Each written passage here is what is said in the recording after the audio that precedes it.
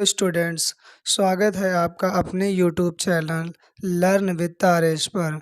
हम लोगों ने आईयूपीएससी नेमिंग की सीरीज़ की वीडियो नंबर 3 में ये सारे एग्जांपल्स कर लिए थे। यहाँ तक हम लोगों ने क्वेश्चन नंबर 7 तक हम लोगों ने सॉल्व किया था। इसके आगे आज हम देखेंगे उसी पार्ट नंबर 3 के ही एग्जाम्पल हैं। ये क्वेश्चन नंबर 8 है। इसमें कुछ नए टाइप के हैं आपके ऑर्गेनिक कंपाउंड जो कि ब्रांच्ड हैं, जैसे कि शाखित श्रृंखला वाले कुछ यौगिक हैं जिनका नामकरण हमें करना है। तो यहाँ पे पहला जो एग्जांपल दिया गया क्वेश्चन नंबर 8, इसमें अगर हम देखें सबसे लंबी कार्बन श्रृंखला हमको मिलेगी 1 2 3 4 5 6 कार्बन की ये चेन मिलेगी। और अगर और चेक करते हैं तो हम इधर से भी जा सकते हैं 1 2 3 4 5 6, ये भी 6 कार्बन की चेन मिलेगी। और अगर हम और चेक करते हैं तो हमें मिलेगा 1 2 3 4 5 कार्बन की चेन हमको यहाँ से मिलेगी। तो सबसे लॉन्गेस्ट कार्बन चेन कितनी है? 6 कार्बन की। यहाँ से चेक करते हैं 1 2 3 4 5 6, तब भी यहाँ पे भी 6 कार्बन की ही हमें चेन मिल रही है। तो हम 6 कार्बन की ही चेन लेकर चलेंगे। तो चाहे जो भी चेन हम इनमें से सेलेक्ट कर सकते हैं, मगर 6 कार्बन की ही चेन रहेगी। तो मान लीजिए हम ये वाली चेन ले रहे हैं, ये 6 कार्बन की चेन है। अब इस चेन में, इस श्रृंखला में यहाँ से भी एक कार्बन निकला हुआ है और 2 कार्बन यहाँ से निकले हुए हैं। तो इनको हम कहेंगे ये सीधी श्रृंखला है। सीधी श्रृंखला है, उसमें से 2 शाखाएं निकली हुई हैं, तो इनको हम बोलेंगे ब्रांच्ड चेन कंपाउंड, शाखित श्रृंखला के यौगिक। अब ये दोनों शाखाएं हैं, ये प्रतिस्थापी हैं, यहाँ पे सब्स्टिट्यूट ग्रुप हैं। तो अब हम इसको बोलते हैं मेथिल। ये है CH3, इसको मेथिल बोलते हैं।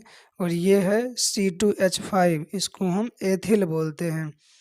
तो यहाँ पे हम काउंटिंग कहाँ से स्टार्ट करेंगे? काउंटिंग स्टार्ट करेंगे जहाँ से हमारा प्रतिस्थापी समूह निकट होगा, जो कार्बन है उससे के निकट होगा। तो यहाँ पे अगर हम देखें तो ये जो मेथिल है, यहाँ से काउंट करेंगे तो सेकेंड नंबर पे मेथिल है। और अगर इधर से काउंटिंग करेंगे तो 1 2 3 पे एथिल है। तो यहाँ से एथिल क्या है? दूर है, इसलिए काउंटिंग हम राइट साइड से करेंगे। यहाँ से 1 2 3 4 5 6 कार्बन की चेन है, जिसमें सेकेंड नंबर पे लगा है मेथिल और फोर्थ नंबर पे लगा हुआ है एथिल। अब यहाँ बात ये आती है कि हम सबसे पहले किसका नाम लिखेंगे, मेथिल का या एथिल का?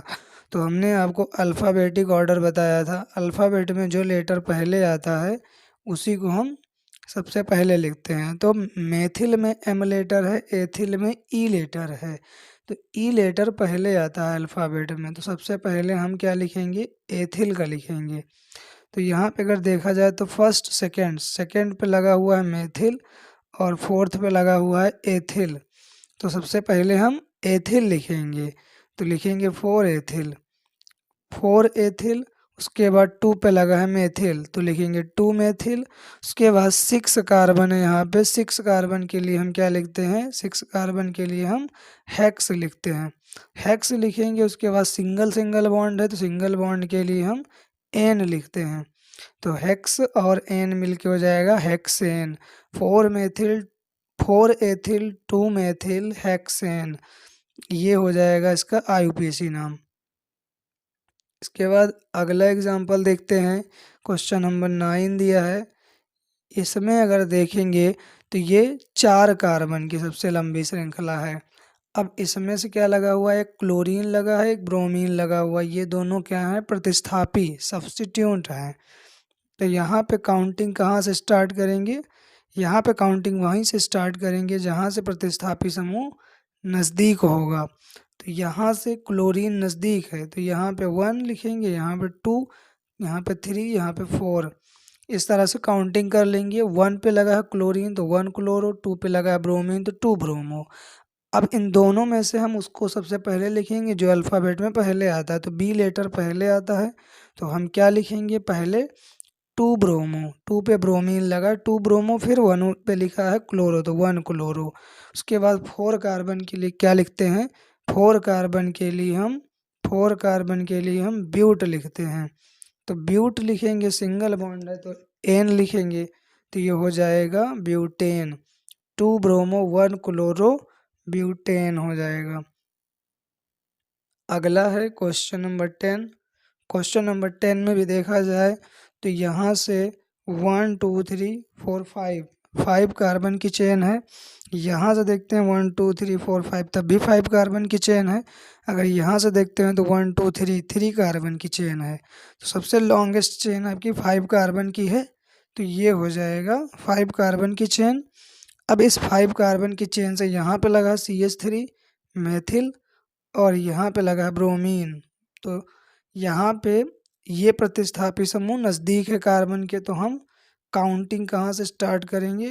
काउंटिंग यहाँ से स्टार्ट करेंगे। 1 2 3 4 5, 5 कार्बन हो गया। अब यहाँ पे 2 पे लगा हुआ है, 1 पे लगा हुआ है ब्रोमो, 1 पे ब्रोमो लगा हुआ है और 2 पर क्या लगा हुआ है? 2 पर लगा हुआ है मेथिल। 2 पे मेथिल लगा हुआ है, तो मेथिल में M लेटर है वो बाद में आता है, ब्रोमीन में B लेटर है वो पहले आता है अल्फ़ाबेट में। तो सबसे पहले हम क्या लिखेंगे? इसी को लिखेंगे, ब्रोमीन को। तो ब्रोमीन लगा है 1 पे, तो ब्रोमीन के लिए लिखते हैं ब्रोमो, तो लिखेंगे 1 ब्रोमो। और 2 पे लगा हुआ है मेथिल, तो लिखेंगे 2 मेथिल। फिर 5 कार्बन है, तो 5 कार्बन के लिए लिखते हैं पेंट, और सिंगल बॉन्ड के लिए एन, तो हो जाएगा पेंटेन। तो इसका नाम हो जाएगा 1 ब्रोमो 2 मेथिल पेंटेन हो जाएगा इसका नाम। अब अगला जो वीडियो होगा आपका पार्ट नंबर 5 होगा, जिसमें यूपी बोर्ड एग्ज़ाम में पूछे गए कुछ ऐसे क्वेश्चन होंगे जिनका हमें स्ट्रक्चरल फार्मूला लिखना होगा। बोर्ड एग्ज़ाम में 2 तरह के क्वेश्चन आते हैं, जैसा हमने बताया था कि कुछ कंपाउंड दिए रहेंगे जिनका IUPAC नेम लिखना होता है, या कुछ नेम दिए रहते हैं उनका हमें स्ट्रक्चरल फार्मूला यानी संरचनात्मक सूत्र लिखना होता है। तो वो कैसे करना है वो आपको हम अगली वीडियो में उसे भी सिखा देंगे। तो यदि आपने अभी तक हमारे चैनल को सब्सक्राइब नहीं किया है तो प्लीज़ हमारे चैनल को सब्सक्राइब कीजिए। आपको इसी तरह की एजुकेशनल वीडियोस, जैसे क्लास 10th है, क्लास 9th है, क्लास 8th है, जो भी मैथ और साइंस की वीडियोस होंगी वो टाइम टू टाइम आपको इस चैनल पर मिलती रहेंगी।